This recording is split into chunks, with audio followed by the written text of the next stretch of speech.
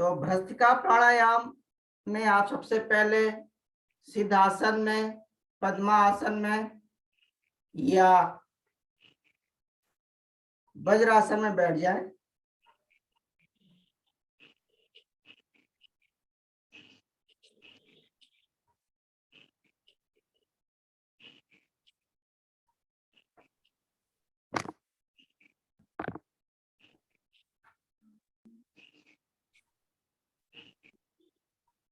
और भ्रस्त्रिका आसन को करने के लिए इसमें नासिका के द्वारा पूरक और रेचक किया जाता है। पूरक का मतलब श्वास को अंदर लेना और रेचक का मतलब होता है श्वास को बाहर निकालना। तो आप भ्रस्त्रिका प्राणायाम को शुरू करें।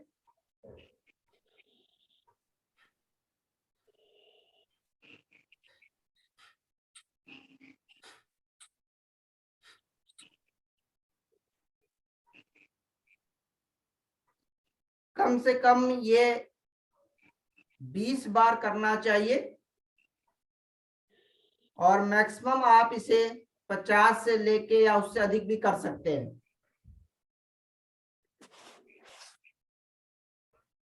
तो साथ साथ में मैं अपना टॉपिक भी लेते जा रहा हूं। तो जो कॉन्स्टिपेशन है या कब्ज है, उसके मेन जो कॉज है,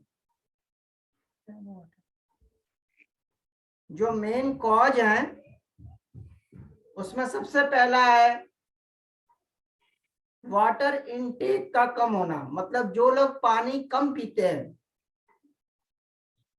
उनको कब्ज की शिकायत ज्यादा होती है, क्योंकि पानी जो है वो हमारे फूड को लिक्विफाई करता है और उसको एक गति देता है। तो यदि हम पानी कम पिएंगे तो जो फूड है उसमें एक गति नहीं आएगी। तो जो लोग पानी कम पीते हैं, दूसरा जो डाइटरी फूड्स का सेवन कम करते हैं या फाइबर फूड्स नहीं लेते हैं, क्योंकि फाइबर फूड्स क्या करता है कि वो हमारे अंदर मल के फॉर्मेशन को बढ़ाता है, जिसकी की वजह से उन व्यक्तियों को जो कि फाइबर फूड्स लेते हैं उनको कॉन्स्टिपेशन की शिकायत कम होती है। और यदि आप फाइबर फूड का कम सेवन करेंगे तो ये प्रॉब्लम कॉन्स्टिपेशन की बढ़ती है। फाइबर फूड्स में जैसे आप ग्रीन वेजिटेबल्स है, स्प्राउट्स है, फ्रूट्स है और सैलेड्स है, इनको आप सेवन अधिक से अधिक करें। तीसरा कारण है जो व्यक्ति फिजिकल इनएक्टिव है, मतलब कि वो ना एक्सरसाइज करते हैं, ना योगा करते हैं, ना उनकी लाइफ में कोई सी प्रकार का वर्कआउट है, तो उनको कॉन्स्टिपेशन की शिकायत ज्यादा होती है। साथ साथ में आप भ्रस्त्रिका प्राणायाम करते जाएं।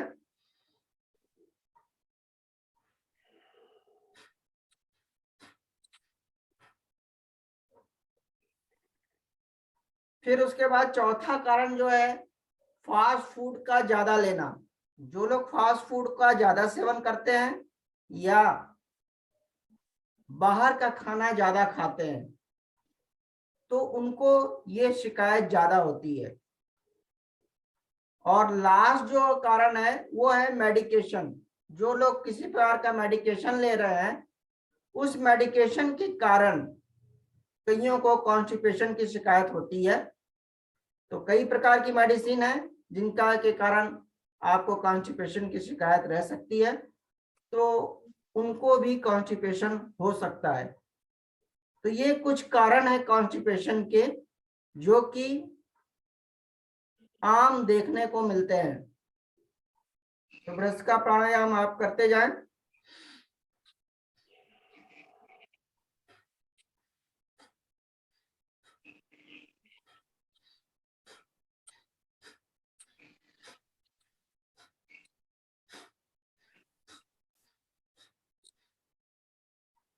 अब यदि हम भ्रस्त्रिका प्राणायाम करते हैं तो ये हमारे को क्या बेनिफिट देता है।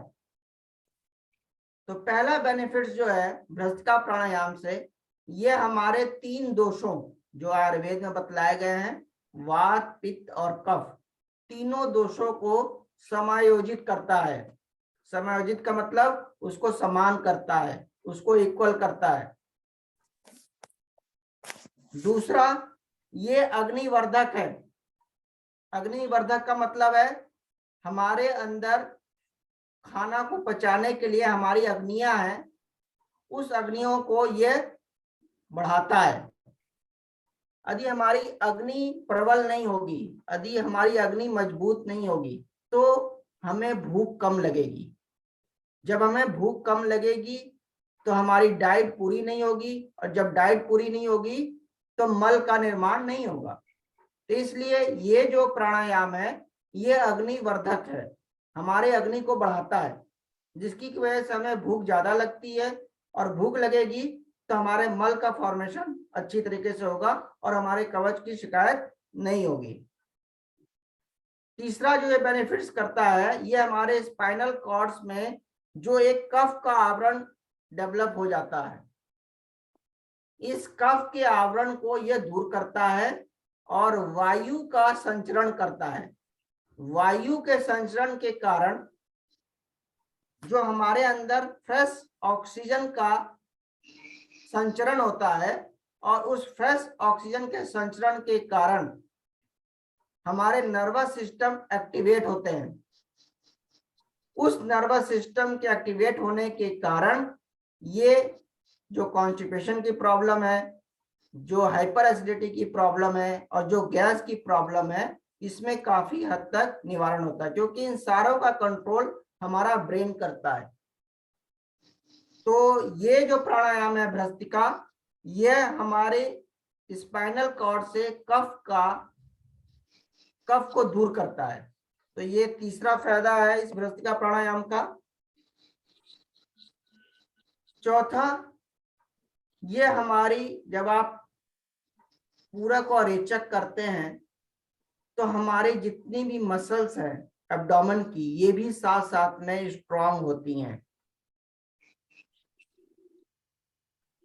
भ्रस्त्रिका प्राणायाम करते जाएं।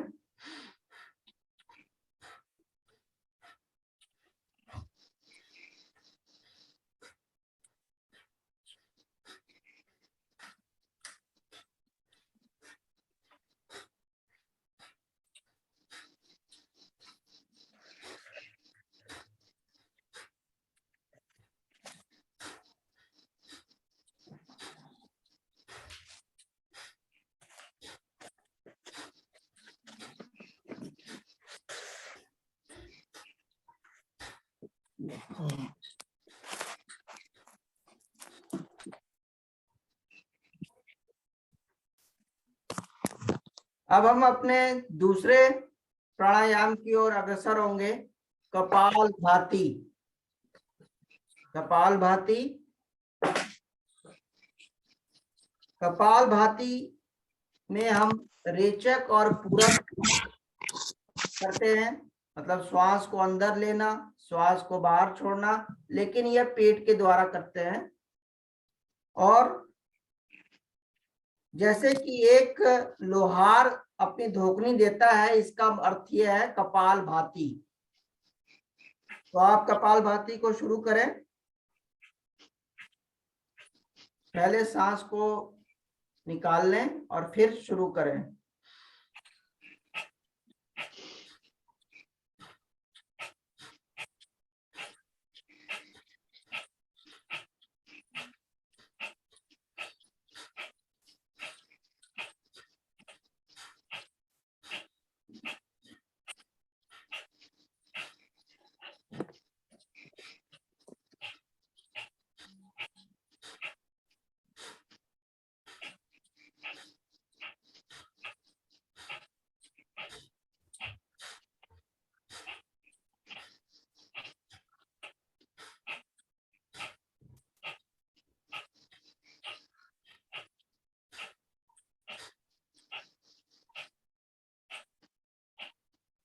तो अब मैं आपको हाइपर एसिडिटी के कॉज बतलाने जा रहा हूं।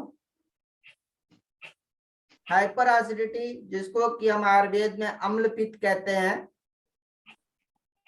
सबसे पहला हाइपर एसिडिटी का कारण है अधिक मिर्च मसालों का प्रयोग करना। जितने भी स्पाइसी फूड आप खाएंगे आपको हाइपर एसिडिटी की प्रॉब्लम ज्यादा होगी।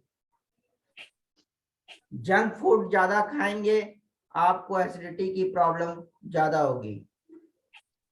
तीसरा कारण है अनटाइमली फूड लेना। आपका कोई टाइम नहीं है, आप गलत टाइम पर यदि भोजन का सेवन कर रहे हैं तो आपके अंदर एसिड का प्रभाव जो है ज्यादा बढ़ेगा और जिसकी की वजह से आपको हाइपर एसिडिटी की प्रॉब्लम बढ़ेगी। बहुत ज्यादा देर यदि आप खाली पेट हैं, यदि आप कुछ नहीं खा रहे हैं तो भी आपको हाइपर एसिडिटी की प्रॉब्लम ज्यादा होगी। क्यों? क्योंकि आप बहुत देर तक भूखे रहेंगे और हमारे अंदर जो स्टमक है वो एसियल मतलब एसिड का निर्माण हमेशा करता रहता है। तो आप भूखे रहेंगे तो एसिड का निर्माण हो रहा है और वो एसिड हमारा ऊपर की ओर आना शुरू हो जाता है जिसको कि हम हाइपर एसिडिटी कहते हैं। जब आप भोजन कर लेते हैं तो यह एसिड जो है हमारे इस भोजन को पचाने में मदद करता है। तो यदि आप ज्यादा देर खाली पेट रहेंगे तो ये हाइपर एसिडिटी की प्रॉब्लम आपको ज्यादा होगी। एंजाइटी किसी को है या डिप्रेशन है वो भी हाइपर एसिडिटी का एक कारण है, क्योंकि एंजाइटी की वजह से हमारे ब्रेन में जो नर्वस सिस्टम है वो हाइपर एसिडिटी को बढ़ाने में मदद करता है। तो यदि किसी को एंजाइटी है, किसी को डिप्रेशन है तो वो भी एक हाइपर एसिडिटी का कारण हो सकता है। कपालभाति करते जाए।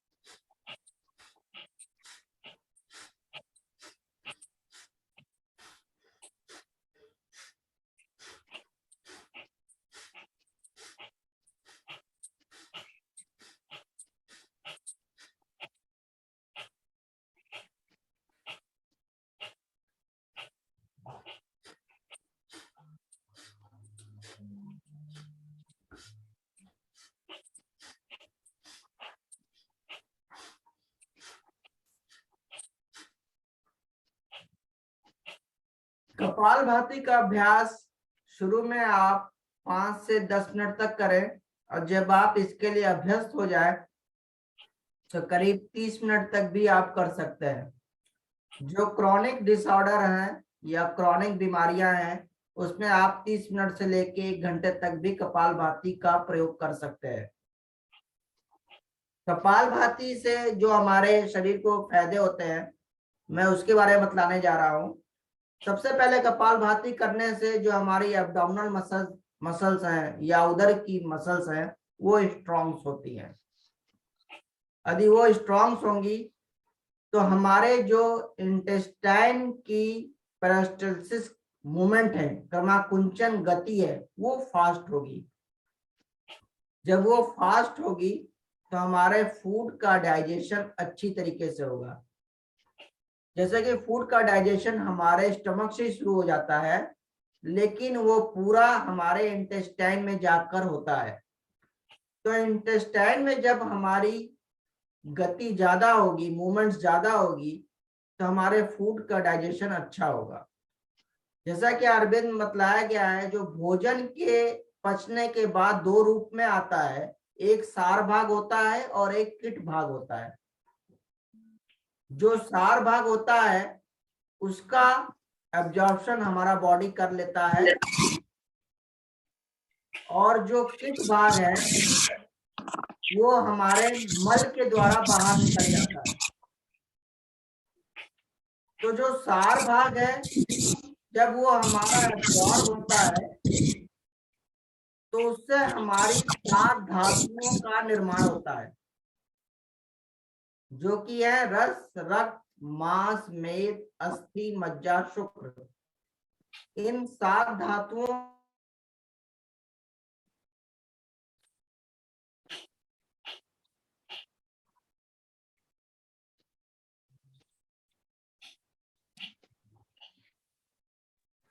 सर आपकी वॉइस नहीं आ रही जी। डॉक्टर साहब की वॉइस नहीं आ रही।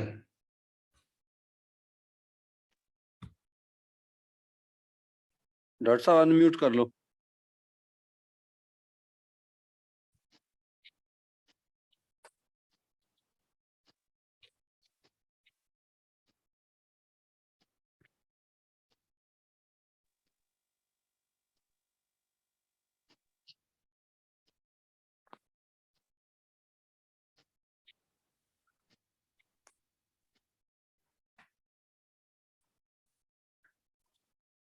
हाँ जी, अब आ रही है? आ रही है। ओके। तो जो कपालभाति है ये हमारी एब्डोमिनल्स की मसल को स्ट्रॉन्ग करता है, साथ में हमारे इंटेस्टाइन की जो मूवमेंट्स है उसको बढ़ाता है। जब हमारे इंटेस्टाइन की मूवमेंट्स बढ़ेगी तो हमारे अंदर धातुओं का निर्माण भी ज्यादा होगा, और जो हमारा मल का किट भाग है वो भी ज्यादा बनेगा, जिससे कि हमको कॉन्स्टिपेशन की प्रॉब्लम दूर होगी। तीसरा जो इसका फायदा है, ये हमारे हाइपर एसिडिटी को, गैस को भी कम करता है, क्योंकि कॉन्स्टिपेशन यदि नहीं रहेगी तो आपको गैस और हाइपर एसिडिटी की प्रॉब्लम अपने आप कम हो जाएगी। जो नेक्स्ट है यह डिटॉक्सिफाई करता है। डिटॉक्सिफाई का मतलब कि हम जब भोजन लेते हैं तो उसके साथ साथ कुछ टॉक्सिन भी हमारे अंदर प्रोड्यूस होते हैं, बनते हैं। तो जो कपालभाति करने से हमारे ये टॉक्सिन बाहर की ओर निकल जाते हैं, तो ये हमारी बॉडी को डिटॉक्सिफाई करता है। जब जो लोग ज्यादा योगा या नहीं करते हैं तो टॉक्सिन का मतलब है हमारी बॉडी में जो टॉक्सिन है, एक प्रकार का यूरिया, यूरिक एसिड, ये सारे टॉक्सिन के रूप में हमारे अंदर प्रोड्यूस होते हैं, और जब ये एक अधिक मात्रा में बढ़ जाते हैं तो हमारे डिजीज के रूप में प्रकट होते हैं। तो कपालभाति क्या करता है, ये हमारी बॉडी को डिटॉक्सिफाई करता है, हमारे टॉक्सिन को बाहर निकालता है, जिसकी की वजह से हमें कॉन्स्टिपेशन, हाइपर एसिडिटी और गैस्ट्रिक की प्रॉब्लम में काफी हेल्प मिलती है। करते जाएं कपालभाति।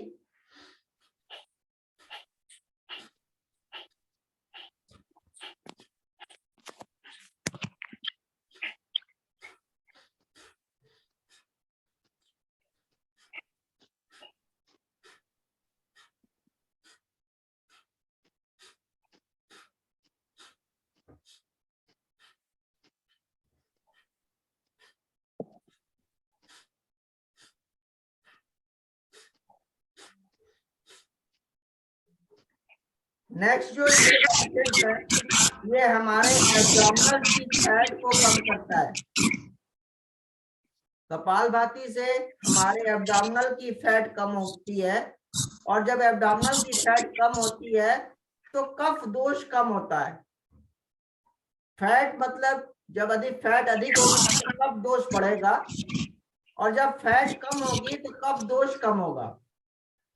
तो ये फैट जो कम होगी एब्डोमेन की, तो वहां पर कफ दोष की कमी होगी और वात दोष की वृद्धि होगी। जब वात दोष की वृद्धि होगी तो हमारे मल जो है इजीली पास होंगे, हमारे कवच को ये दूर करने में सहायता करेंगे। तो ये फैट को कम करता है, एब्डोमिनल फैट को। नेक्स्ट, ये हमारे इंसोम्निया, जिनको नींद कम आती है, जिनको एंजाइटी रहती है, उसको भी ये कपालभाति दूर करता है। करते जा कपालभाति।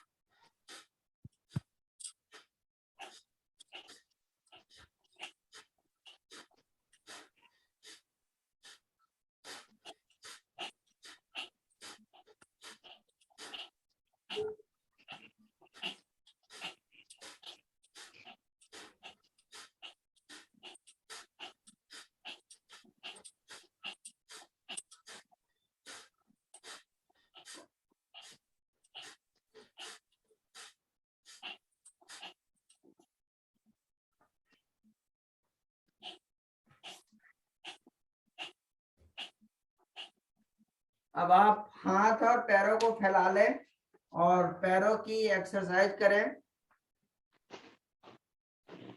थोड़ा सा पैरों को आराम दें, पंजों को हिलाएं।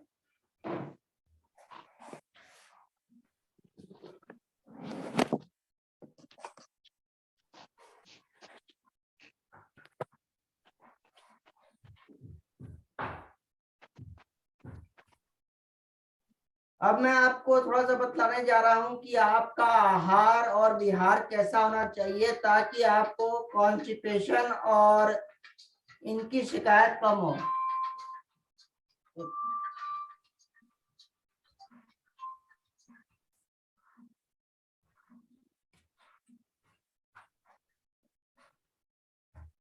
तो आहार में आप ग्रीन वेजिटेबल्स का ज्यादा प्रयोग करें,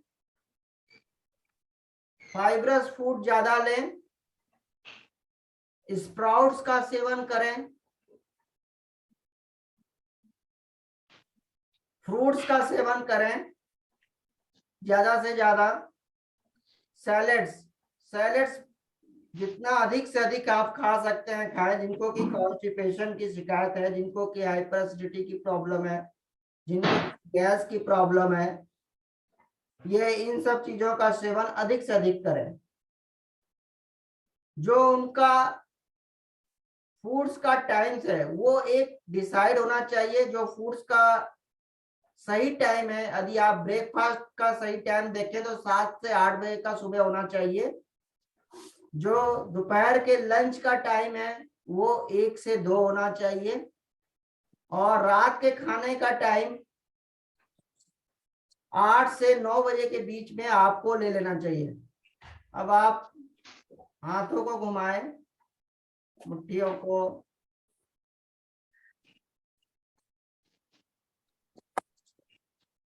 फिर दूसरे साइड अपोजिट साइड।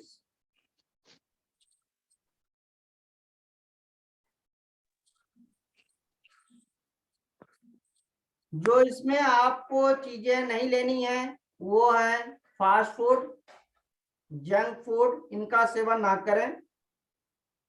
अल्कोहल का सेवन ना करें। ये व्यक्ति जिनको की हाइपर एसिडिटी की प्रॉब्लम है या कब्ज की भी प्रॉब्लम है वो अल्कोहल का सेवन एकदम ना करें, क्योंकि उनके अंदर अलग से पहले ही एसिड बन रहा है, और यदि आप अल्कोहल का सेवन करेंगे तो एसिड का प्रभाव बहुत बढ़ेगा। नॉन वेज का भी ऐसे व्यक्ति सेवन ना करें जिनको की हाइपर एसिडिटी की प्रॉब्लम है। आप कंधों की एक्सरसाइज करें।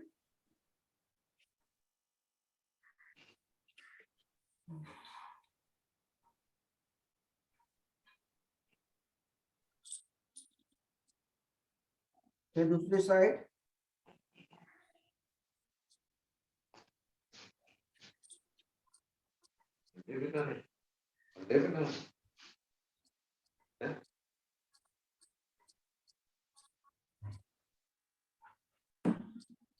सर्वाइकल के लिए करें।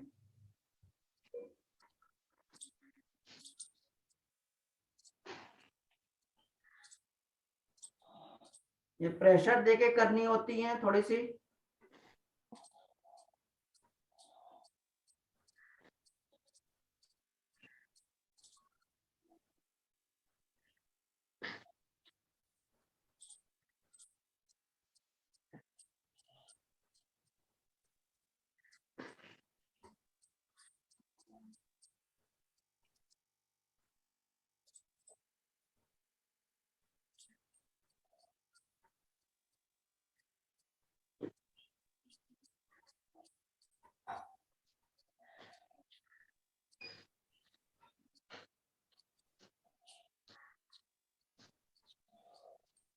गर्दन को क्लॉकवाइज और एंटी क्लॉकवाइज घुमाएं।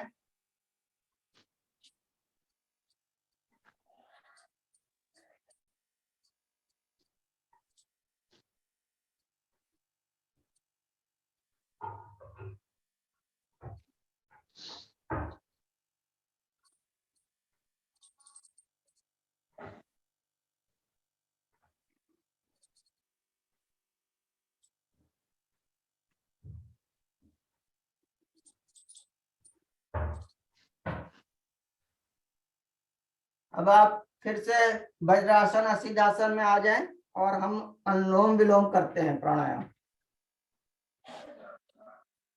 नहीं, अग्निसार पहले करेंगे, पहले अग्निसार करेंगे। अग्निसार में श्वास को बाहर निकाल लेना है और नाभि के से बार बार हम रेचक और पूरक करेंगे। तो आप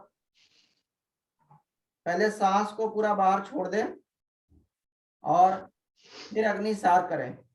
अग्निसार का मतलब ही है अग्नि को प्रज्वलित करना, अग्नि को बढ़ाना। और यदि हमारी अग्नि अच्छी रहेगी तो हमें कभी भी डाइजेशन की प्रॉब्लम नहीं होगी, और जब डाइजेशन की प्रॉब्लम नहीं होगी तो हमारे ये कॉन्स्टिपेशन है, हाइपर एसिडिटी है, गैस, ये कभी भी नहीं होगी। तो अग्निसार प्राणायाम करें।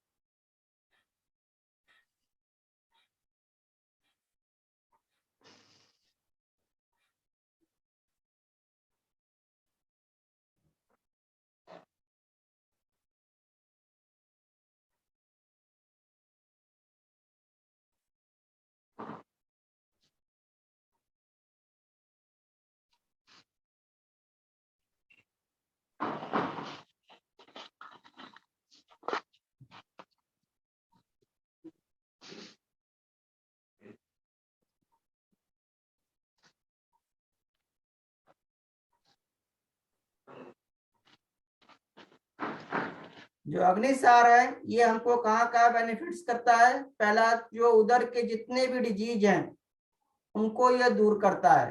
उदर के रोगों को नष्ट करने के लिए अग्निसार बहुत ही महत्वपूर्ण है। हमारी जठराग्नि तीव्र होती है, क्योंकि अग्नि प्रबल होगी तो जठराग्नि तीव्र होगी। जब जठराग्नि तीव्र होगी तो हमारे फूड का डाइजेशन अच्छी तरीके से होगा। जो हमारे वेस्ट प्रोडक्ट्स हैं, जो हमारे टॉक्सिन्स हैं, इनको निकालने में अग्निसार बहुत ही लाभदायक है। जो हमारे फैट्स हैं, फैट्स को डिजॉल्व करने के लिए, फैट्स को बर्न करने के लिए अग्निसार बहुत ही महत्वपूर्ण है। करते जाएं।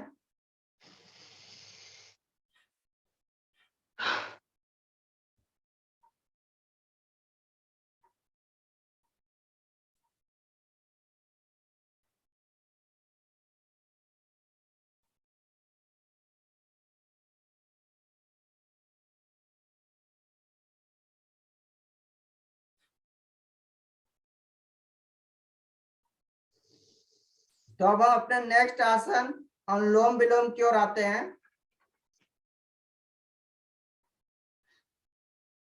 अनुलोम विलोम ये श्वसन क्रिया को नियंत्रण करने का सबसे अच्छा प्राणायाम है।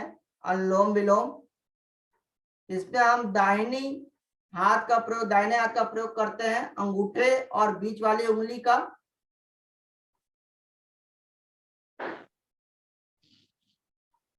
बाएं नॉस्ट्रिल से आप सांस लेंगे और फिर इस उंगली से दबा के दाहिने से सांस को बाहर निकालना।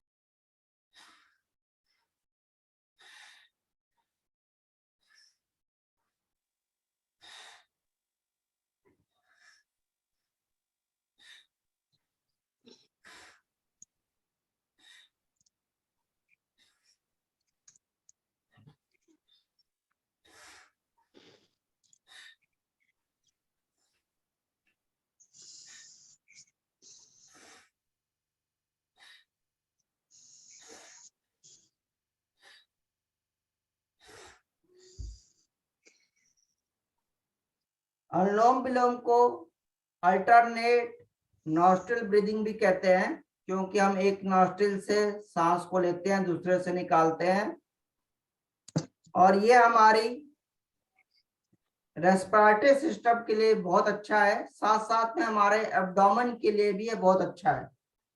कम से कम इसको 10 मिनट से लेके आप 30 मिनट तक कर सकते हैं, करते जाएं।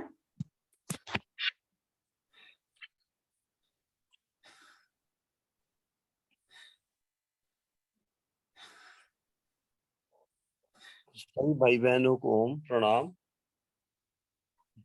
आप सभी अनुलोम विलोम करते जाएं। डॉक्टर साहब सत श्री अकाल जी। सत श्री अकाल। डॉक्टर साहब सब ओम अनुलोम विलोम कर रहे हैं। मेरा जी जी प्रश्न साथ में आप प्रश्न में मैं कर रहा हूँ आपसे। जी जी जैसे कॉन्स्टिपेशन है, आप अनुलोम विलोम सभी करते जाएं, मैं डॉक्टर साहब से बात करता हूँ, आप तक सारी बात पहुंच जाएगी। जी जी जैसे कॉन्स्टिपेशन है, जी ये कॉन्स्टिपेशन तो है, मतलब कॉन्स्टिपेशन भी कितने के प्रकार की हो जाती है? क्या जब लोग दिन में 3-4 बार जाते हैं, जब थोड़ी हम्म थोड़ी देर बाद, क्या उसको भी कॉन्स्टिपेशन की श्रेणी में गिना जा सकता है? उसको भी कॉन्स्टिपेशन की श्रेणी में जा सकता है, लेकिन मेनली वो 3 कारणों की वजह से जो ऐसे लोग जाते हैं। एक तो उनमें आईबीएस सबसे बड़ा कारण है, इरिटेबल बाउल सिंड्रोम, जो ऐसा 2-2, 3-3, 4-4 बार जाते हैं, तो उसमें सबसे बड़ा कारण है आईबीएस। दूसरा कारण है कॉन्स्टिपेशन भी आता है, क्योंकि उनका जब एब्डोमेन एक बार में नहीं साफ होता है तो उनको अर्जेंसी बनी रहती है कि मैं फिर जाऊं, मैं फिर जाऊं। तो ये भी कारण हो जाता है। और तीसरा कारण वो है कि जो बार बार जाते हैं उसमें कई बीमारियां भी आ जाती हैं, जैसे कि अल्सरेटिव कोलाइटिस भी है, कुछ कोलन की डिजीज है, कुछ इंटेस्टाइन की प्रॉब्लम है, कोई इन्फ्लामेशन है, कोई स्वेलिंग है। तो उनको भी स्टूल ठीक तरीके से जब फॉर्मेशन नहीं होता, तो थोड़े थोड़े रूप में फॉर्मेशन होता है, तो उनको अर्जेंसी बनी रहती है कि 2-3 बार हो जाता। मेरा अगला प्रश्न है डॉक्टर साहब, जी कई लोग घंटों या आधा घंटा पौना घंटा टॉयलेट में बैठे रहते हैं। हाँ जी हाँ हाँ जी जी, क्या वो भी उसी को भी कब्ज कह सकते हैं? हाँ जी हाँ जी, वो तो है ही है कवच, क्योंकि वो कारण ही यही है। उनमें लैक ऑफ डाइटरी फूड है, lack of plenty of water नहीं लेते हैं। ठीक है, क्योंकि मैं पहले बतला चुका हूँ, जो वाटर है वो हमारे मल को लिक्विफाई करता है और उसको गति देता है। तो जो लोग पानी कम पिएंगे, फाइबर्स डाइट्स का सेवन नहीं करेंगे, फिजिकल इनएक्टिव रहते हैं, वो लोग एक्सरसाइज नहीं करते हैं, योगा नहीं करते हैं, फास्ट फूड ज्यादा लेते हैं, तो उनको ये प्रॉब्लम बनी रहती है और वो फिर घंटों बैठे रहते हैं। और कई लोगों की एक गलत आदत है जो आजकल है, कि वो जब टॉयलेट भी जाएंगे तो मोबाइल लेके जाएंगे, पेपर न्यूज़पेपर लेके जाएंगे, और गाने सॉन्ग सुनते हैं। तो हमारा माइंड जो है, सारा कुछ हमारे नर्वस सिस्टम, सारा मैं पहले बता चुका हूं, इन सबको हमारा ब्रेन कंट्रोल करता है। तो आपने तो ध्यान अपना अलग साइड कर दिया, आप गाने सुनने लगे, आप पेपर पढ़ने लगे, आप मोबाइल देखने लगे, कई लोग जाके वहीं पे व्हाट्सएप अपना करते हैं। तो आपका जो माइंड है वो अलग जगह चला गया, तो आपको जो स्टूल है वो आएगा ही नहीं, तो उनको कॉन्स्टिपेशन की प्रॉब्लम बनी रहती है। ठीक बात है। मतलब ये है कि जो भी काम करें, अपनी जो कुछ भी होता है उसको एकाग्रता उसके अंदर एकाग्रता, इम्पोर्टेंट। हाँ। ऐसा नहीं है कि आप टॉयलेट गए हैं तो वहां पर आप व्हाट्सएप का, आपका वो टाइम नहीं है व्हाट्सएप का। आपका ध्यान होना चाहिए कि हमारी टॉयलेट हो रही है कि नहीं हो रही है, मल बाहर आ रहा है कि नहीं आ रहा है। ठीक है। जैसे डॉक्टर साहब, अमेरिका में लोग कि कहते हैं कि अरिजीत दीक्षित जी अक्सर बात किया करते थे जी जी कि अमेरिका में जो लोगों के टॉयलेट्स हैं वो ड्राइंग रूम से भी अच्छे होते हैं, बड़े होते हैं, वो वहां पर घंटों घंटों लगा देते हैं, फिर वो हम्म कहते हैं सपनों की रानी आई नहीं। जी मतलब जी जी, है ना? तो जी एक तरह कॉन्स्टिपेशन। दूसरा हम्म डॉक्टर साहब, जो एसिडिटी है, जी कॉन्स्टिपेशन जो गैस्ट्रिक प्रॉब्लम है, थोड़ा सा इसको हम समझने की कोशिश कर रहे हैं कि गैस्ट्रिक प्रॉब्लम क्या है जी, क्या कैसे अंदर पैदा होती है, तो किस प्रकार से ये नुकसान करती है, हम्म उस में थोड़ा आप थोड़ा बताएंगे तो हाँ, ज्यादा। सबसे पहला जो एसिडिटी का कारण है मैं आपको बतला चुका हूँ, जो लोग ज्यादा स्पाइसी फूड लेते हैं, ठीक है, जंक फूड लेते हैं, या बहुत देर तक खाली पेट रहते हैं, क्योंकि हमारे अंदर जो एसिड्स है, जो हमारी अग्नि है, हमेशा प्रज्वलित होती रहती है, तो उनको ये एसिड की प्रॉब्लम बहुत ज्यादा होती है।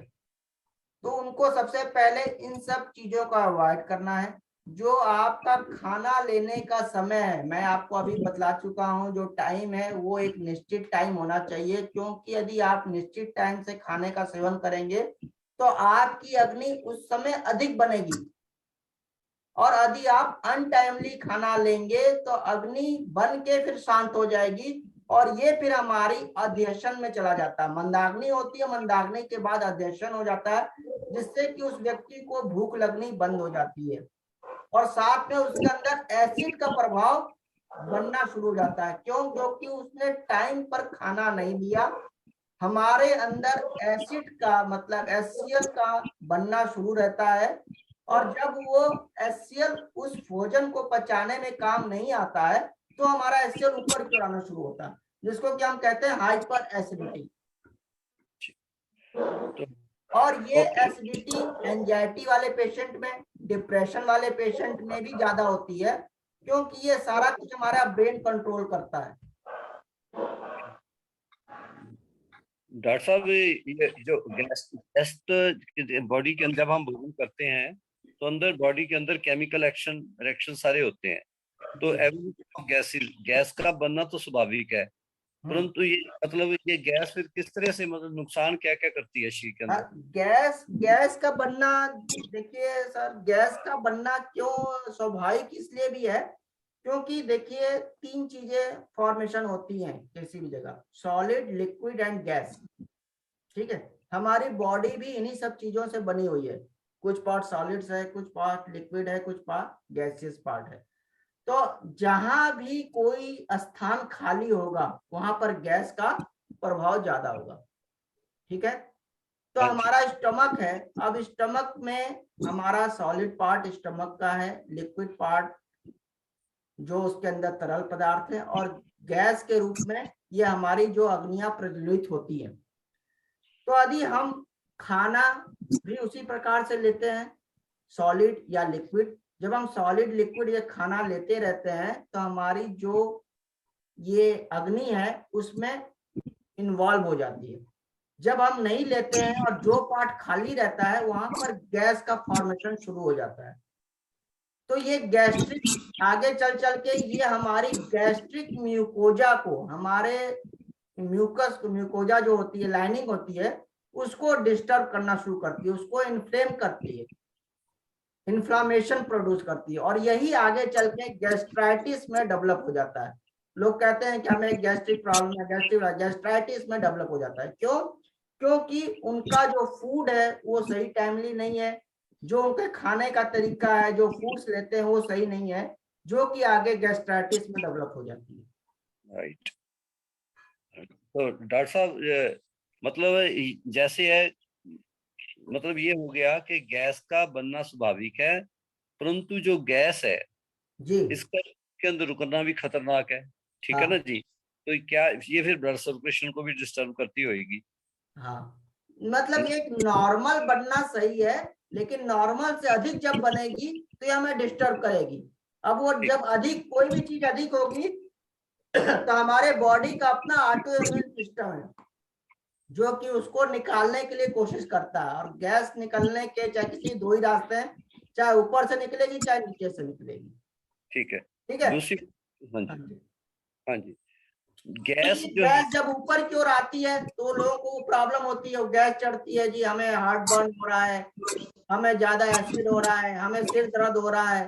ठीक है, और जब हाँ जी, नीचे नीचे के थ्रू भी निकलती है तो उनको बार बार अर्जेंसी बनी रहती है कि गैस, कईयों को गैस पास होने से स्टूल भी पास हो जाता है। हाँ जी। हाँ जी, अच्छा डॉक्टर साहब, एक बात और है, ये मतलब जो जो कहते हैं कि जो कॉन्स्टिपेशन है, ये मतलब बहुत सारी बीमारियों की जड़ है, हाँ जी, हाँ जी, है ही है। कैसे देखते हैं आप उसको? हाँ, अब देखिए मैंने आपको पहले ही बताया है कि जो कॉन्स्टिपेशन है, यदि किसी को कॉन्स्टिपेशन है तो उसको नेचुरल तरह से गैस भी होगी, उसको हाइपर एसिडिटी भी होगी। ठीक राइट। है, अब यदि ये गैस भी हो गई, हाइपर एसिडिटी भी हो गई, तो मैंने आपको पहले बताया जिसको कि गैस और हाइपर एसिडिटी अधिक हो रही है उसको फ्यूचर में जाके गैस्ट्राइटिस हो जाएगी। जब गैस्ट्राइटिस हो जाएगी और उससे अधिक ऊपर और जाएंगे तो अल्सरेटिव कोलाइटिस हो जाएगी। ठीक है, अल्सरेटिव कोलाइटिस का मतलब यह है कि आपके जो स्टूल के थ्रू ब्लड का आना। ठीक है, और यदि आपको हाइपर एसिडिटी भी ज्यादा हो गई तो आपको वॉमिट्स ज्यादा होंगी, उसमें खून भी आ सकता है। ठीक है, तो ये सब प्रॉब्लम धीरे धीरे एक प्रॉब्लम से धीरे धीरे बढ़ के आपको मेजर रूप्स में जा सकती है। जो छोटी सी प्रॉब्लम है उसने एक अधिक डिजीज वाली प्रॉब्लम को क्रिएट कर दिया।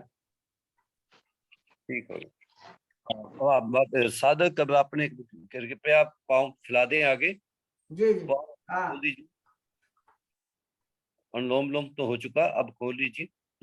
भ्रामरी खोलिए, बंद। कॉन्स्टिपेशन ठीक कैसे करते हैं वो भी बता दो। आता है सारा आएगा जी। हाँ, कॉन्स्टिपेशन योग का ये ठीक करने के लिए सारे मैंने अभी बतलाया है। जैसे कपालभाति ये है, वज्रासन में जरूर बैठे, आगे अभी आएगा वो भी आसन आएंगे, आप दूसरों की मैं बतलाऊंगा अभी। हाँ जी, मैं कर रहा हूँ, कोशिश करेंगे कि सारी चीज कवर हो जाएगी। जी जी, डॉक्टर साहब इस तरह के योग के साथ साथ ये कार्यक्रम, डॉक्टर साहब को नॉलेज बहुत है, बच्चों को भी पढ़ाते हैं, साथ साथ ये ऐसे कंबाइन करने में दिक्कत आ रही है, इसलिए मैं बीच में इंटरवीन किया हूँ ताकि हम समय का सदुपयोग कर सके और डॉक्टर साहब की पूरी नॉलेज का हम फायदा उठा सके। हाँ नॉलेज तो सर, बहुत है। आप बीच बीच में साथ ही में रहना। हाँ, मैं नहीं हूँ डॉक्टर साहब। अभी सभी चक्की आसन करेंगे, एडिया पंजे मिलाएं, ठीक, दोनों बनाकर बुझाएं, सामने खींचे ताने, सांस बढ़ते दाएं से पीछे जाना, सांस छोड़ते बाएं से आगे जाना। मैं डॉक्टर साहब से बात करता रहूंगा, आप अभ्यास करते जाएं। हाँ।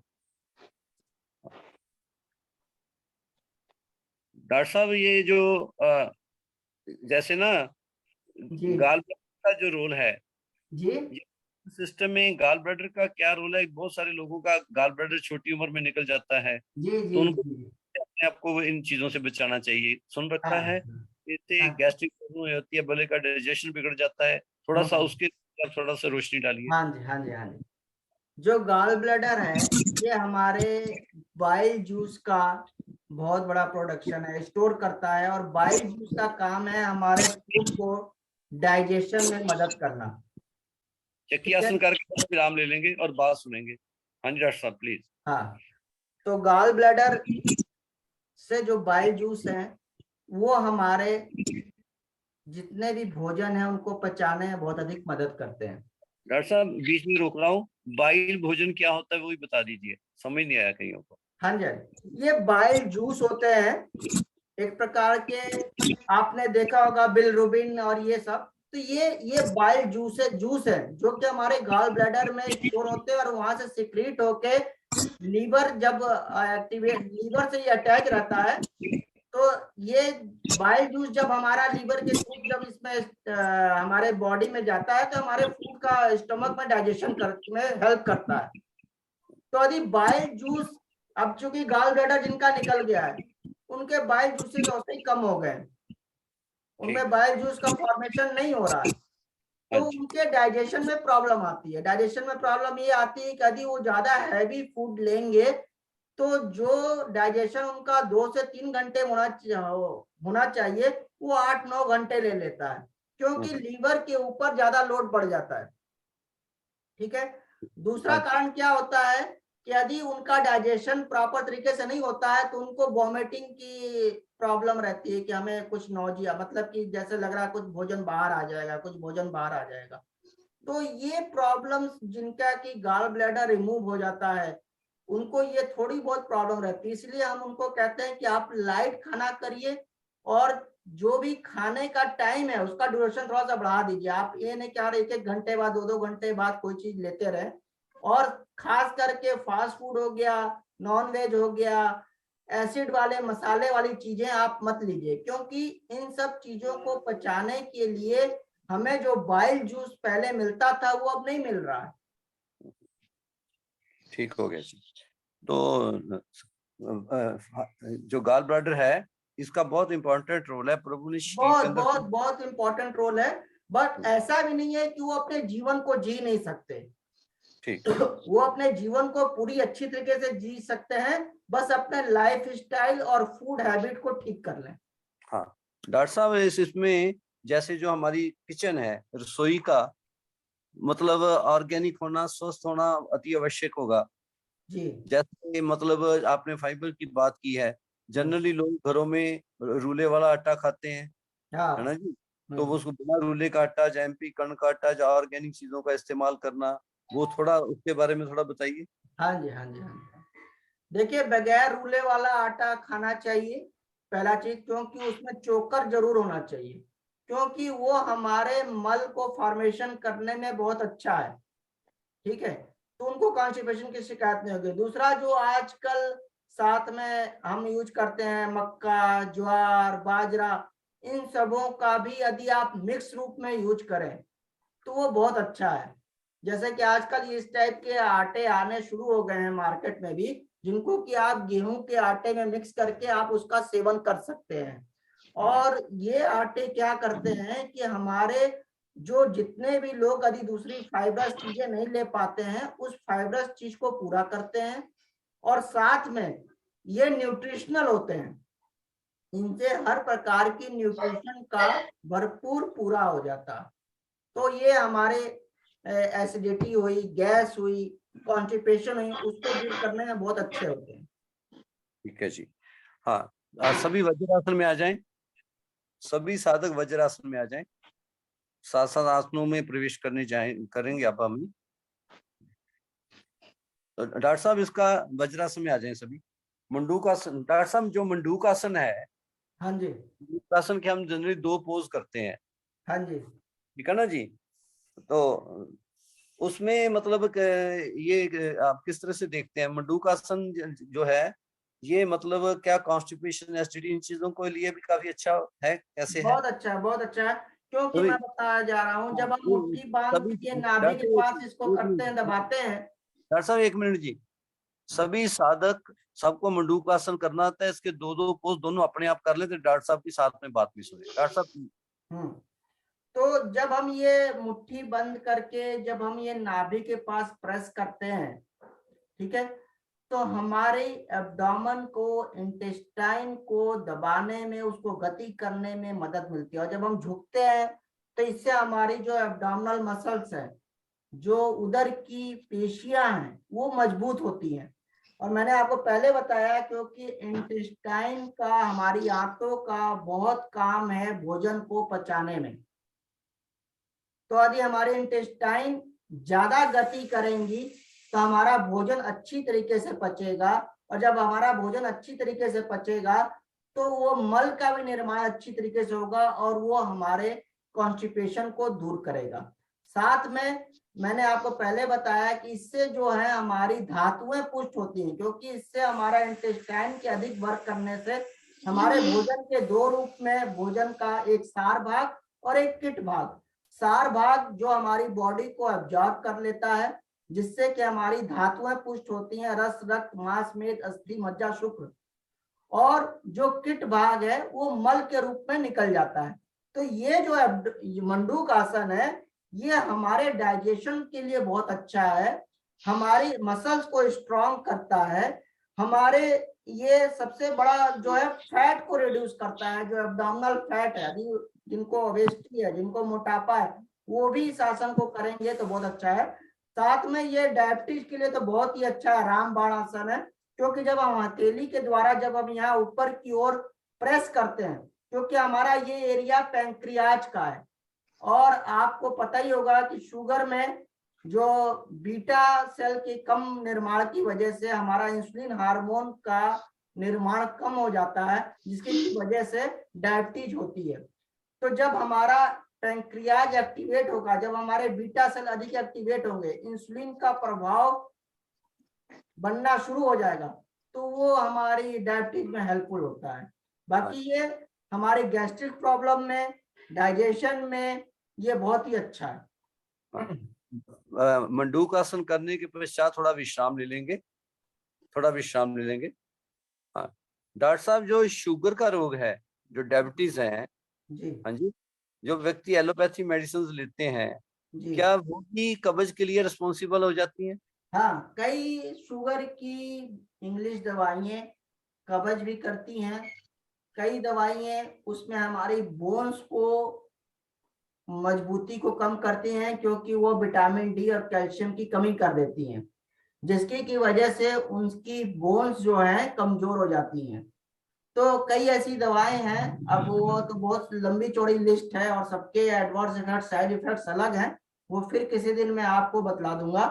तो उसकी वजह से हमारे क्या है कि ये साइड इफेक्ट, जिनको आप कह लो साइड इफेक्ट्स जो है वो प्रोड्यूस होते रहते हैं इंग्लिश दवाओं से। तो आप डॉक्टर अगर उसकी साहब, जगह यदि आप हर्बल मेडिसिन का यूज करें डायबिटीज के लिए और हर्बल चीजें लें तो वो ज्यादा अच्छा है। राइट। डॉक्टर साहब, ये जो उष्ट्रासन है, हाँ जी। जो भी आप साधक करेंगे, क्या उष्ट्रासन भी इस कब्ज वगैरह को ठीक करने में मदद करता है? हाँ जी, उष्ट्रासन बहुत अच्छा है, क्योंकि जब हम उष्ट के ऐसे जाते हैं तो एक तो ये एब्डोमेन को भी मजबूत करता है और हमारा जो फूड का जो प्रेशर उसको नीचे की ओर करता है। हम्म, तो तो आइए। वो जो कॉन्स्टिपेशन को दूर करेगा। और जब कॉन्स्टिपेशन दूर होगी तो आपको पता है, जब कॉन्स्टिपेशन नहीं रहेगी तो गैस की प्रॉब्लम और एसिडिटी की प्रॉब्लम इतनी ज्यादा नहीं क्रिएट होती। ठीक है, तो आइए हम सब अब उष्ट्रासन का अभ्यास करेंगे। घुटने कंधों के बराबर खोलें, उसके बाद आगे प्रश्न उत्तर चलते रहेंगे। पाँव में पीछे से कंधों जितनी दूरी बनाएं, आगे टेक्निक से करें अभ्यास। घुटने आगे से खोलें जितने कंधे चौड़े हैं, पाँव में भी कंधों जितनी दूरी, हाथ कमर पर पूरी सपोर्ट लें। सांस को भरते हुए पीछे की ओर झुक जाइए, सांस भरते जाएं, पीछे झुकते जाएं। पहले हाथ कमर पर ही रखें। तत्पश्चात रीढ़ का कर्व डिस्टर्ब ना हो तो हथेलियां एड़ियों पर ले आए। अगर पेट पीछे की ओर चला गया तो एड़ियों की सपोर्ट लेकर फिर आगे की ओर धकेल दे ताकि पोस्चर ठीक हो जाए। सांसों को सामान्य करके ठहरना, शक्ति अनुसार करना, जबरदस्ती नहीं करना, परंतु थोड़ा सा प्रयास भी करना है, दोनों चीजें कर। सांस छोड़ते हुए धीरे धीरे सीधे हो जाएं, घुटनों को बल रुकें, हाथ साइड वाइज करें, खून को मस्तिष्क से नीचे आता हुआ देखिए, दिखेगा, आंखें बंद रखें और अब बैठ जाइए वज्रासन में। आंख अभी भी नहीं खुलेगी। अब इस किए हुए उष्ट्रासन का आनंद लीजिए, जरा आनंद लीजिए उष्ट्रासन का।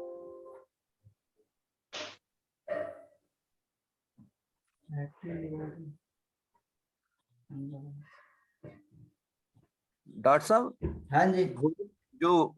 भोजन जो हम ये करते हैं, जैसे अल्कलाइन भोजन ज्यादा लेना चाहिए, एसिडिक भोजन ज्यादा लेना चाहिए, थोड़ा उसके बारे में नहीं, बता। हाँ, भोजन जो हम लेते हैं हमें दोनों प्रकार के भोजन की जरूरत है। ना ज्यादा, ऐसा ना हो कि हम ज्यादा एसिडिक और ज्यादा अल्कलाइन। जो मात्रा है ये इक्वल, क्योंकि हमारा पीएच लेवल जो है ना वो 7 पे ही जाके रहता है। पीएच जब 7 से ज्यादा ऊपर जाता है तो वो अल्कलाइन मीडिया कहलाता है, और जब 7 से नीचे आता है तो वो एसिडिक मीडिया कहलाता है। तो जो भोजन है वो हमारा मतलब ऐसा है कि यदि आप कोई चीज ज्यादा एसिडिक के रूप में ले रहे हैं तो फिर उसको अल्कलाइन भी लीजिए। अल्कलाइन में जैसे आपका मिल्क है, ठीक है, जितने भी आपके ग्रीन सैलेड्स हैं ये सारे अल्कलाइन मीडिया हैं। जितने भी ग्रीन वेजिटेबल्स हैं वो मैक्सिमम अल्कलाइन मीडिया में है, ठीक है। और अब उनके साथ साथ जो मसाले हम यूज करते हैं या ये करते हैं वो हमारे एसिडिक मीडिया। तो ये एक प्रकार कॉम्बिनेशन के द्वारा यदि आप लेंगे तो वहां पर पीएच जो है 7 पे जाके टिकता है। तो हमें ऐसा नहीं कि केवल अल्कलाइन चीजें, यदि आप केवल अल्कलाइन चीजें लेंगे तो एसिडिक का फिर प्रभाव कम हो जाएगा, तो हमारी अग्नि कम बनेगी। क्योंकि एसिडिक जब चीजें नहीं लोगे तो वहां पे अग्नि कम होती जाएगी। तो अग्नि भी जरूरी है और अल्कलाइन मीडिया भी जरूरी। तो आपका भोजन जो होना चाहिए दोनों का सम प्रभाव होना चाहिए। सभी साधक पेट के बल आ जाएं। आप मकर आसन का अभ्यास प्रारंभ करेंगे, साथ साथ डॉक्टर साहब से ये पूछेंगे कि पानी जो है, पानी का रोल क्या है कब्ज गैस में। रोटी के कई लोग साथ पीते हैं, बीच में पीते हैं, डॉक्टर साहब थोड़ा सा पानी को रोटी के साथ किस तरह से सेवन करना चाहिए आप हाँ बता जी, दीजिए। हाँ जी। आपका जो साथ भैया एक होर मिसकंसेप्शन है कि डेयरी प्रोडक्ट्स लेने चाहिए है या नहीं, क्योंकि हाँ आजकल जी, कई हाँ लोग जी, कह रहे हैं कि दूध दही पनीर बिल्कुल नहीं लेना चाहिए। हाँ प्लीज जी, ये भी थोड़ा क्लैरिफाई किया जावे। हाँ जी, हाँ जी, दोनों में चीजें दस रहे हैं। पहले गल पानी पानी के ऊपर है। मैंने पहले कहा है कि जो लोग पानी कम लेते हैं उनको ये कॉन्स्टिपेशन की प्रॉब्लम, उनको एसिडिटी की प्रॉब्लम, उनको गैस्ट्रिक की प्रॉब्लम ज्यादा होगी, क्योंकि पानी जो है हमारे फूड को लिक्विफाई करता है और उसमें मूवमेंट्स देता है। अब दूसरी बात है कि पानी हमें कितना लेना चाहिए। पानी हमें कम से कम मौसम के हिसाब से वेरी करता है। यदि सर्दियां हैं तो कम से कम 3 से 4 लीटर, और यदि गर्मियां हैं तो 6 से 7 लीटर पानी लेना चाहिए। पानी जो भोजन के बाद की ये है कि आपको भोजन से कितनी देर बाद लेना चाहिए या पहले कितनी देर लेना चाहिए। हाँ, ये जरूर है कि भोजन से पहले आप यदि लेना है पानी तो 1 घंटे पहले ले लें, क्योंकि यदि आप एकदम खाना खाने से तुरंत पहले ले लोगे तो जो अग्नि प्रज्वलित है वो बुझ जाएगी, मतलब आपकी भूख जो है कम हो जाएगी। खाना खाने के करीब मैं सजेस्ट करूंगा 20 मिनट के बाद या आधे घंटे के बाद आप पानी ले सकते हैं, क्योंकि तब तक हमारा डाइजेशन का बहुत अधिक प्रोसेस पूरा हो चुका होता है। हमारा फूड जो स्टमक से निकल के इंटेस्टाइन में आ चुका होता है। तो यदि आप 20 से 30 मिनट के बाद लेंगे तो जब हमारा भोजन इंटेस्टाइन में पहुंच गया तो वहां पर हमें पानी की ज्यादा जरूरत है, क्योंकि वहां पर हमारे भोजन को लिक्विफाई करना है और उसको मूवमेंट देना है। तो आप जो पानी का सेवन है 20 से 30 मिनट के बाद, और खाना खाने से यदि पानी पहले लेना है तो 1 घंटे पहले पी लीजिए। हाँ, लेकिन यदि कई लोगों को मैंने ये भी देखा है कि वो खाना खाने के साथ कुछ ना कुछ पानी की उनको जरूरत पड़ती है, तो ऐसा नहीं है कि आप एकदम रिस्ट्रिक्ट हो जाए कि नहीं ले सकते। कभी कभी को मैंने देखा, मुझे भी खुद भी हो जाता है कि मुझे बीच में पानी की जरूरत पड़ती है, तो आप ऐसा नहीं 1-2 सिप लेके आप रोक दें। तो ये पानी की रोल है हमारे खाने में और अग्नि में। हाँ जी, सभी विश्राम में आ जाएं, विश्राम कर लें। अब दूसरा जो सवाल था किसी साधक जी का कि डेयरी प्रोडक्ट्स।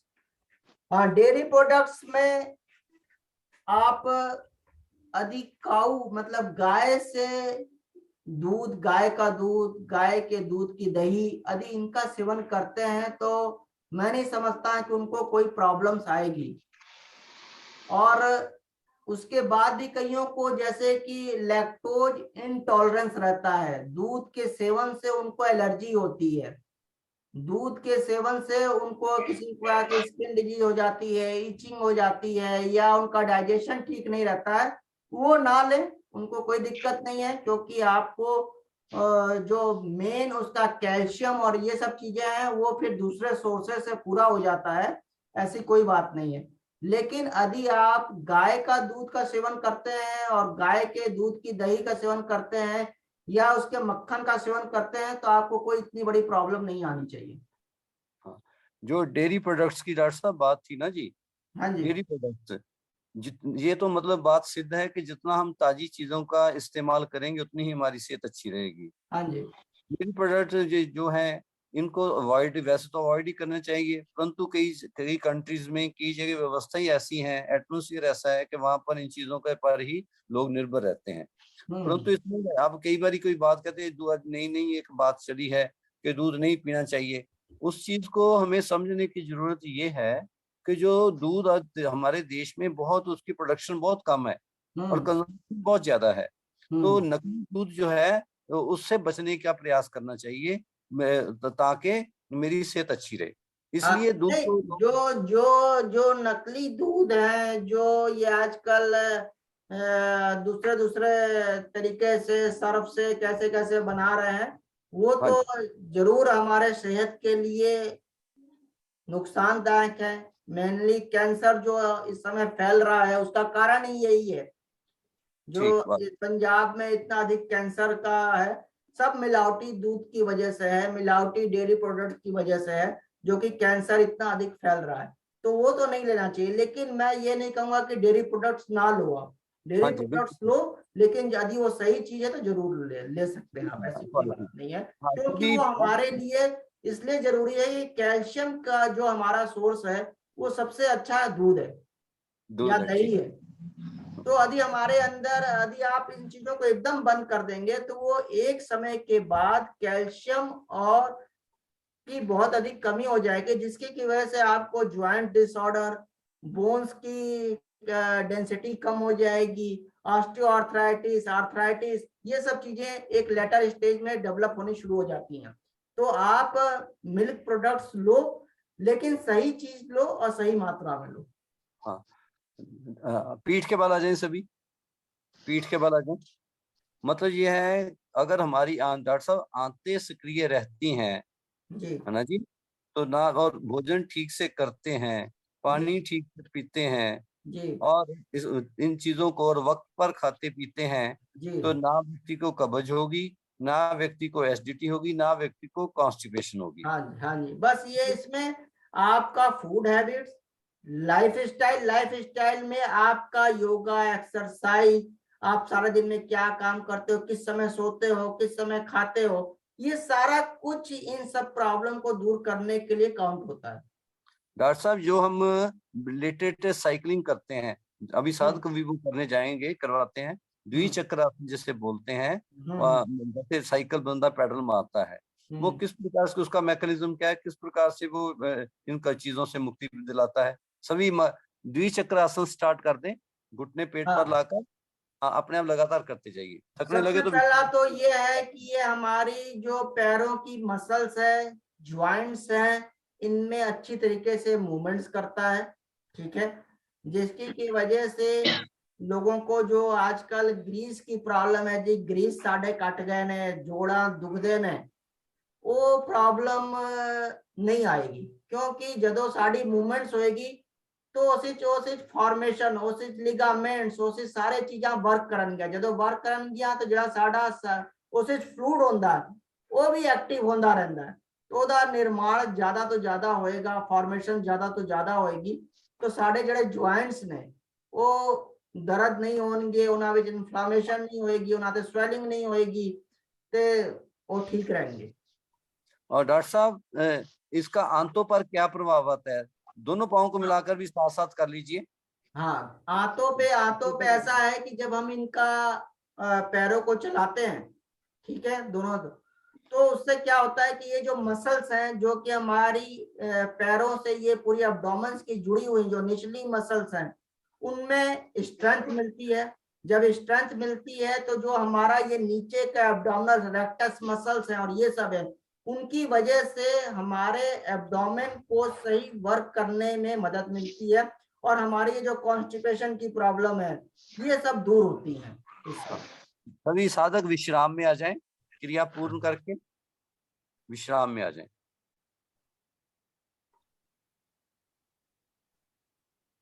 डॉक्टर साहब, ये जो अपनी कुंजल क्रिया है, जो पानी पीकर वॉमिट आउट करते हैं जी, हाँ जी, हाँ जी, तो उसका मतलब है, ये कब्ज, गैस, एसिडिटी में क्या रोल रहता है? हाँ जी, हाँ जी, बहुत अच्छा रोल है सर, कुंजन जो कर सकते हैं उसमें क्या है कि ये एक प्रकार से कुंजन क्रिया का मतलब है हमारी बॉडी को डिटॉक्सिफाई करना।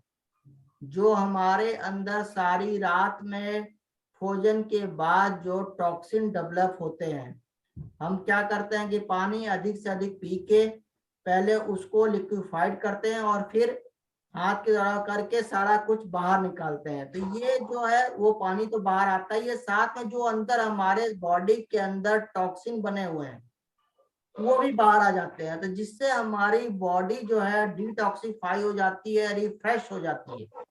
तो कुंजन क्रिया बहुत अच्छी है, जो लोग कर सकते हैं जरूर करें। ठीक बात है। और दूसरी बात डॉक्टर साहब, जो अपना पवन मुक्त आसन है, हाँ जी, हाँ हम जी, ऑक्सीजन बोलते हैं, गैस प्रॉब्लम से मुक्ति मिलती है, ये हाँ जी, है। जी। इसीलिए उसका नाम ही रखा गया पवन मुक्त आसन। सभी पवन साधक मुक्त- पवन मुक्त आसन। 1 मिनट डॉक्टर साहब, हाँ जी, पाँव मिलाएं, दायां घुटना पेट में, अपने आप पवन मुक्त आसन के पोज कर लीजिए, क्योंकि समय की सीमा में अंदर रहते हुए डॉक्टर साहब इसको पवन आसन के क्या फायदे हैं, किस प्रकार से कवर करता है, तो वो साथ साथ में बता देंगे, और आप सभी पवन मुक्त आसन करते जाएं। हाँ जी डॉक्टर साहब। हाँ जी। तो पवन मुक्त आसन से क्या होता है कि जो हम जब ये करते हैं तो सबसे पहला तो जो हमारी एब्डोमिनल मसल्स हैं, ये जब आप करेंगे तो इससे इनमें स्ट्रेंथ मिलती है, ठीक है। और जो हमारे जो एब्डोमेन की फैट है, कवच में फैट का बहुत अच्छा रोल है कि ये फैट जो यदि आप ज्यादा बनेगी तो कवच बनेगी ही बनेगी, इसलिए फैट को डिजॉल्व करना है, कफ का निवारण करना है। तो ये जो है उदर की फैट को, मतलब कि एब्डोमिनल फैट को दूर करने में पवन मुक्तासन बहुत अच्छा है। और जब फैट वहां से कम होगी तो मैंने आपको पहले बताया है, जब कफ का दूर होगा तो वायु का संचरण होगा। जब वायु का संचरण होगा तो वायु क्या होती है, नीचे की ओर अग्रसर होती है। जब नीचे की ओर अग्रसर होगी तो हमारी कॉन्स्टिपेशन की प्रॉब्लम नहीं होगी, क्योंकि वो मल को आगे की ओर ले जाएगी।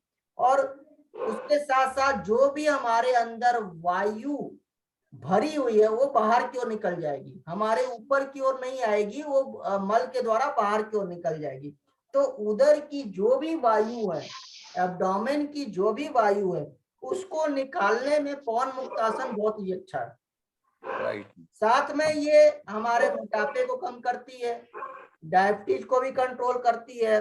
साथ में ये इसके साथ साथ देखिए, जिनको कॉन्स्टिपेशन रहती है, जिनको गैस्ट्रिक की प्रॉब्लम रहती है, उनको लेटर स्टेज में बीपी की भी प्रॉब्लम हो जाती है, जिसको कि हम हाइपरटेंशन कहते हैं।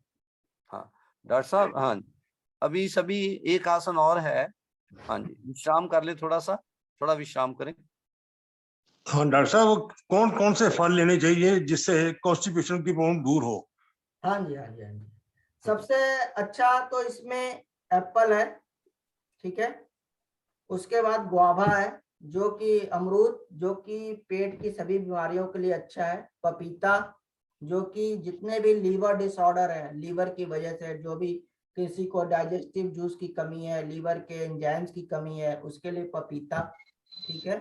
तो अमरूद हो गया, पपीता हो गया, सेब हो गया और अनार, ये चारों फल जो है पेट की बीमारियों के लिए सर्वोत्तम माने गए हैं। ठीक है। अभी सभी उत्तान पाद आसन का अभ्यास करेंगे, एड़ियां पंजे मिला लें। साथ में आप और जितने भी मौसमी फल हैं, जिनको कि मैं कहता हूं कि मौसम में जो भी फल है, नेचर ने हमें ऐसा बना के दिया हुआ है कि जो भी मौसम है उसके अनुसार फल है।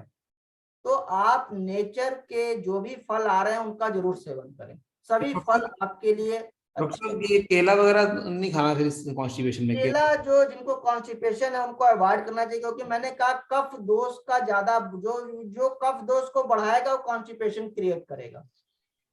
हाँ, सभी 2 मिनट विराम लेंगे। तो अब केला डॉक्टर साहब 2 जो है मिनट। कफ दोष को बढ़ाता है, इसलिए केला कॉन्स्टिपेशन को बढ़ाएगा। 1 मिनट। अब बीच में सबसे निवेदन है कि प्रश्न अभी ना करें, ताकि मैं आसनों का भी क्रम पूरा हो जाए। डॉक्टर साहब से बाद में प्रश्न कर लेंगे। मैं अब उत्तान पाद, एड़ियां पंजे मिलाएं, पंजों को आगे दबा के रखें, हथेलियों को रख धरती को, सांस भरकर पाँव को धरती से 6 से 4-6 इंच ऊपर उठा के रोक लें। डॉक्टर साहब, कहा जाता है कि ये जो आसन उत्तान पाद आसन हम जो करते हैं, व्यक्ति सुबह पानी पीकर इस आसन का अभ्यास करे तो कब्ज टूट जाती है।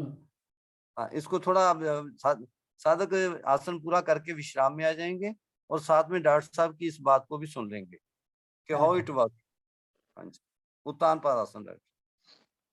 इसमें क्या होता है कि जब आप पानी पीते हैं तो उत्तान पाद आसन में आपको पानी का फ्लो बहुत तेज हो जाता है उत्तान पाद आसन से, और उस फ्लो के कारण जो हमारा मल है आगे की ओर सरकना शुरू हो जाता है। तो यदि जिनको कॉन्स्टिपेशन है वो कॉन्स्टिपेशन को दूर करने में ये मदद करता है। पानी ले लें और उसके बाद उसको करें उत्तान पादासन को, तो पानी बहुत तेजी से नीचे की ओर जाएगा। जब नीचे की ओर जाएगा तो हमारे जो मल है उसको गति देगा, जब गति देगा तो कॉन्स्टिपेशन दूर होगी। तो पानी डॉक्टर साहब कोसा ही पिए तो ज्यादा अच्छा कोसा रहेगा। कोसा कोसा। और एसिडिक पेशेंट डॉक्टर साहब कहते हैं कि तो एसिडिक एसिड पेशेंट को कोसा पानी नहीं पीना है, हाँ हाँ, गर्म पानी उसको नहीं पीना चाहिए, तेज नहीं गर्म तो पीना। नहीं पीना चाहिए। और चाय कॉफी कोल्ड ड्रिंक का सेवन चाय भी नहीं। कॉफी को मैंने पहले भी मना किया है कि जितने भी ये जो स्पाइसी हैं, मसालेदार हैं, अल्कोहल है, ये इनका सेवन ना करें। हाँ, जिनको कि चाय की बहुत अधिक अर्जेंसी है, यदि वो 1 कप पीते हैं तो उसको आधा या 1/4 कर दें। ठीक है। और चाय खाली पेट ना पिए। जिनको कि हाइपर एसिडिटी की प्रॉब्लम है, कुछ खाना खाना है, कुछ लेने के बाद, मतलब चाहे आप 2-4 बिस्किट्स ले लें या कुछ ले लें, उसके साथ आप आधे कप से कम चाय लें।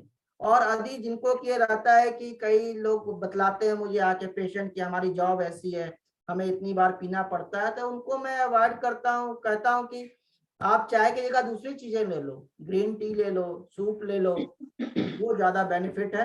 यदि आपको चाय लेनी है तो 1/4 कप। ठीक है। हाँ, हाँ। अभी हम करने जाएंगे पादोतानासन का अभ्यास। एड़ियां पंजे मिला लें, बाजू तानते सिर की ओर लेकर जाए। पादोतानासन भी कब्ज के लिए बहुत अच्छा होता है। डॉक्टर साहब, ये नाभि अपने स्थान पे रहे, जो धरण होती है उसका भी रोल काफी रहता है ना जी।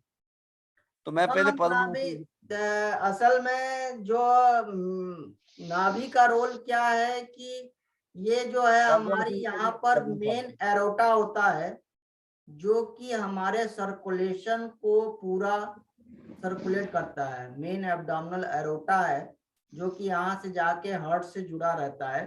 तो वही वो जो आम भाषा में कहते हैं जी साड़ी नाभि खिसक गई जी, अद्दर हो गई उधर हो गई, वो एरोटा का रोल है। ठीक है। ठीक। तो वो जदों इधर उधर हो जाती है, थोड़ा उन्हें होंदी तो नहीं है, लेकिन एक मन्या गया है ते वो फिर सर्कुलेशन में थोड़ी प्रॉब्लम आती है। तो जो सर्कुलेशन में प्रॉब्लम आती है तो फिर ਉਹਨੂੰ ਕਹਿੰਦੇ ਨੇ कि ਉਹਨੂੰ कभी लूज मोशन हो जाते हैं, किसी ਨੂੰ कॉन्स्टिपेशन हो जाती है। तो वो एरोटा ही मेन रोल है ਜਿਹੜਾ कि ਇੱਥੋਂ ਨਾਭੀ ਤੋਂ ਸਾਡਾ ਮੇਨ ਐਬਡੋਮਨਲ एरोटा ਉਹਨੂੰ ਕਹਿੰਦੇ ਆ। राइट। तो ਉਹਨੂੰ ਆਪਾਂ पंजियां तो ਇਹਨੂੰ खिंच के, ਉਂਗਲਾਂ तो खिंच के ਉਹਦੀ पोजीशन मतलब ਆਪਾਂ सही कर दें। राइट। हाँ जी, विश्राम करेंगे। पादोतानासन मेरे को लगता है सबका हुआ नहीं है, एक बार कर लेंगे। एड़िया पंजे दोनों एक बार फिर से करेंगे। एड़िया पंजे मिलाकर भुजाएं तानते सिर की ओर लेकर जाएं। मेरे साथ करेंगे। हाँ, एक बार ताड़ासन कीजिए। सांस को भरकर शरीर को अपर डायरेक्शन में खींचे ताने। सांसों को सामान्य करते हुए एड़ियों को धरती से थोड़ा सा हल्का सा सूत्रभर ऊपर उठा लें। अब यहां से सांस भरते हुए दाई टांग बाई भुजा आकाश की ओर लेकर जाएं। दाई टांग और बाई भुजा आकाश की ओर परपेंडिकुलर टू द ग्राउंड होगी। इस समय बाई एड़ी भी धरती से उठी हुई है।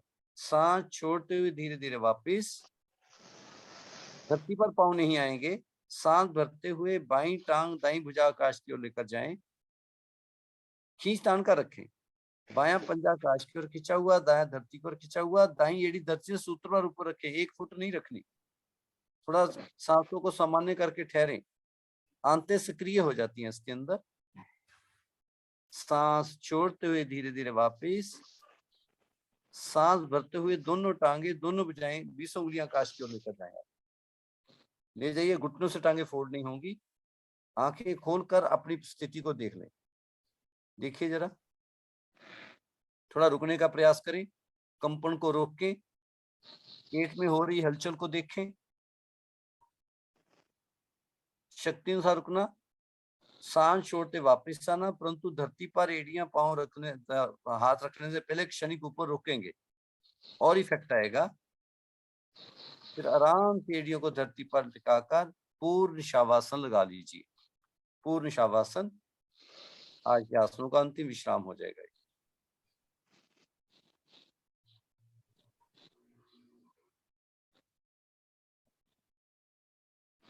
डॉक्टर साहब, हाँ जी। सभी साधक शवासन में है। 1-2 मिनट के अंदर स्ट्रेस का क्या रोल है कब्ज की गैस इसके अंदर? स्ट्रेस। हाँ जी, हाँ जी। स्ट्रेस देखो ਜਿਹੜੀ ਵੀ ਐਸਿਡਿਟੀ ਹੈਗੀ ਹੈ ਇਹਨੂੰ ਕੰਟਰੋਲ, ਜਿਹੜਾ ਵੀ ਕਬਜ਼ ਹੈਗੀ ਇਹਨੂੰ ਸਾਰਾ ਕੁਝ ਕੰਟਰੋਲ ਸਾਡਾ ਬ੍ਰੇਨ ਕਰਦਾ ਹੈ। ਠੀਕ ਹੈ, यदि स्ट्रेस किसी ਨੂੰ ਹੋਏਗੀ तो ਉਸ ਵਿੱਚ ਐਸਿਡਿਟੀ ਦੀ ਪ੍ਰੋਬਲਮ ਹੋਰ अधिक ਵਧੇਗੀ और अधिक ज्यादा होगी। उसको यदि स्ट्रेस होगी तो गैस की प्रॉब्लम भी ज्यादा होगी, क्योंकि हमारा जो नर्वस सिस्टम है वो और अधिक एक्टिवेट हो जाता है। वो फिर हमारे जो एसिड के सिक्रीशन है, जो हमारी और जो बाइल्स के हैं, ये सब भी उसके साथ साथ एक्टिवेट और इनएक्टिवेट, वो हमारा सारा नर्वस सिस्टम उसके ऊपर वर्क करने लगता है। तो उनको ये प्रॉब्लम बढ़ जाती है जिनको कि स्ट्रेस होता है। ठीक है, हाँ, बाईं करवट उठकर बैठ जाएंगे सभी भाई बहन। इसीलिए जिनको कि स्ट्रेस रहता है या जिनको नींद नहीं आती है, ठीक है, वो सवेरे उठ को उनको ये हमेशा प्रॉब्लम रहती है जी, उनको एसिड बनने लगता है, उनको गैस बनने लगता है, उनको मोशन नहीं होता है।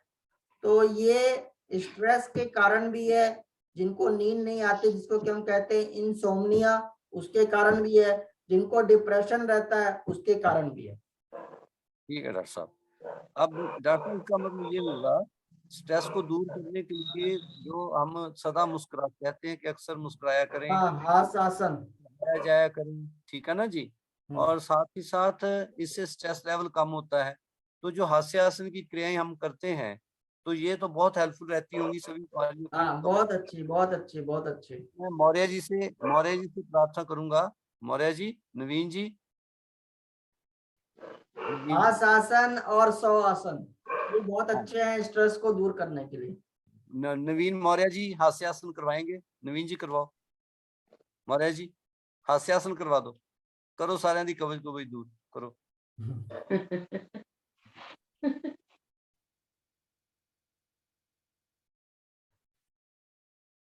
वॉल्यूम अनम्यूट करो। अनम्यूट कर लो भैया अपने आप को। ओके ओके, नमस्कारम, नमस्कारम टू ऑल ऑफ यू। बहुत अच्छा लग रहा है आप लोगों को देख के, डॉक्टर साहब बहुत अच्छा करा रहे हैं। और तो हंसी योग के लिए स्टार्ट करें अपने आप को।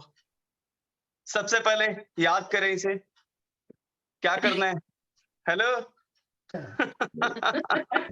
राइट नासिका को दबाएंगे, राइट नासिका को दबाएं और फिर लेफ्ट नासिका को दबाएं और चेक करें श्वास चल रही है। और अगर चल रही है तो फिर हंस सकते हैं। हंसेंगे, कैसे हंसेंगे?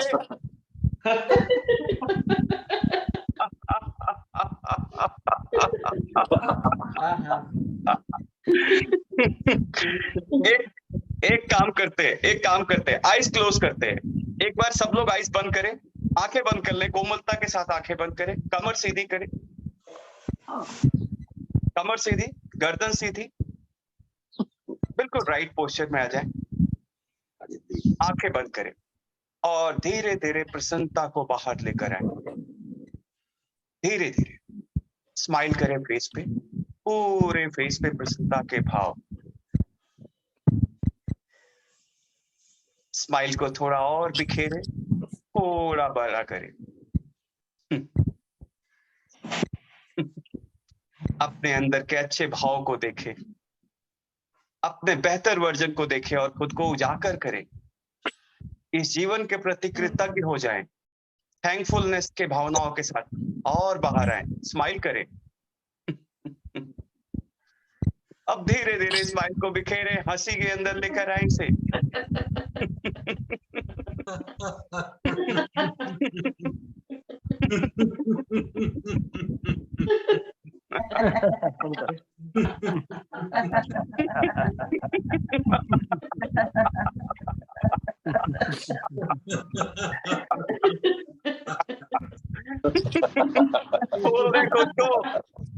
खोल दे खुद के सारे बंधन और खिलखिलाकर हंसे बच्चों की तरह।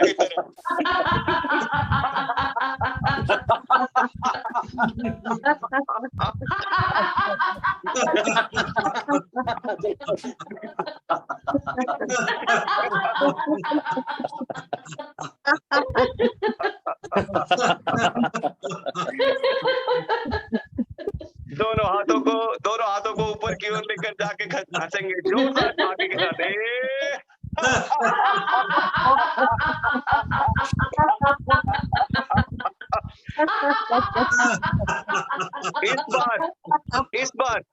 इस बार आप ऐसे हंसे आपके पड़ोसियों को पता लग जाए आप आज योगा कर रहे हैं।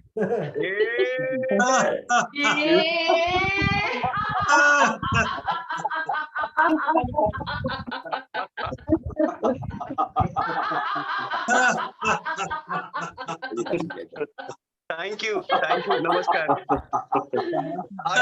आगे गुप्ता जी के साथ ज्ञान मुद्रा लगा दीजिए, वॉल्यूम अनम्यूट कर दें, म्यूट कर दें डॉक्टर साहब।